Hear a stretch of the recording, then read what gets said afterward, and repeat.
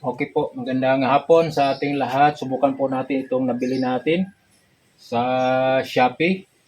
Ito po ang panghasa kasi minsan ay wala ako sa bahay. Tapos yung mga nasa kusina na po ay kailangan maging matalas yung mga kutsilyo. At tapos yung mga ibang mga blades, ito sa grass cutter na maliit.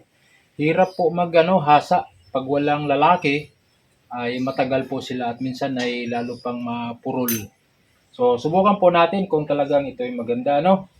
Yung isang kutsilyo pa dyan, dali mo dito yung malaki.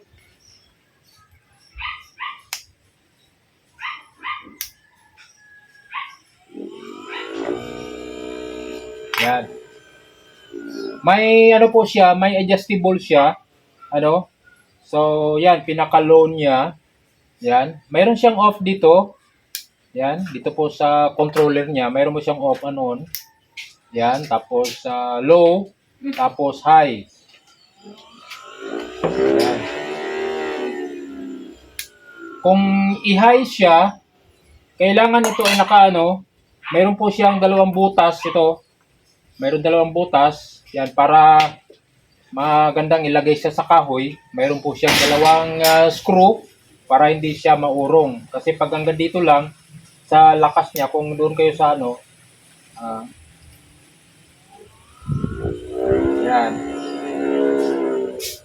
Pero kung low lang man, ganyan lang, okay lang. No? So, yan. Tapos, meron din siyang off and on dito. Yan, merong off and on dito sa likod. So, dalawa po siya. May off and on dito, meron din dito.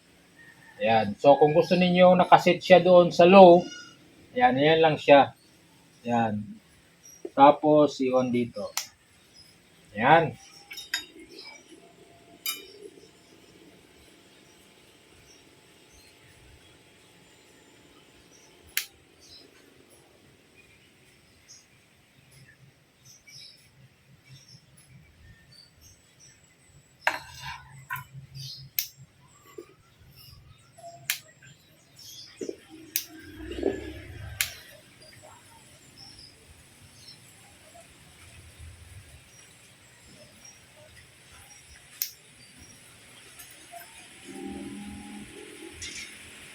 So ito pala, medyo rough siya. Yung dito, yung medyo brown, may rough po siya. Ito yung fine. So rough saka fine. So dito tayo.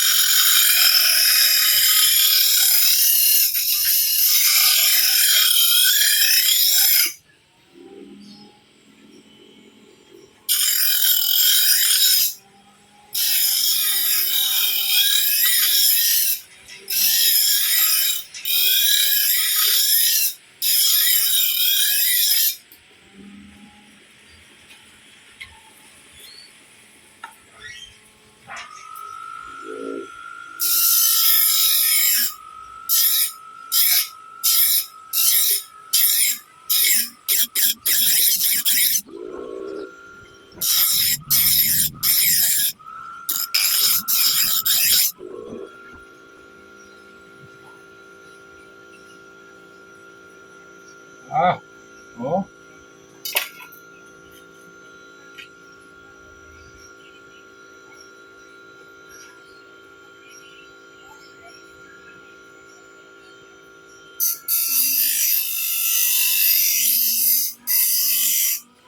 Ito ay blade ng grass cutter na portable.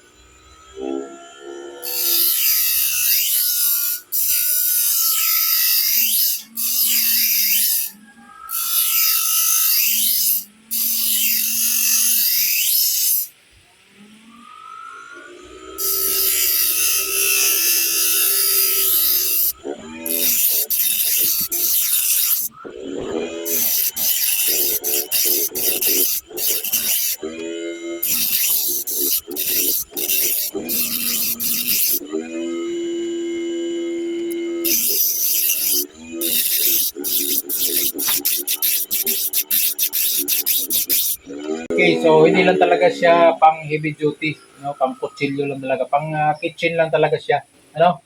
So, yun lang po. Pwede pong kung gusto po ninyo, pwede po ninyong tingnan sa tag products ng ating pong video at makikita po. Pwede tayong bumili ng ganito. So, para hindi na po maghahanap ng mga asawang lalaki para magpahasa ano ng mga gamit sa kusina. Okay po, God bless.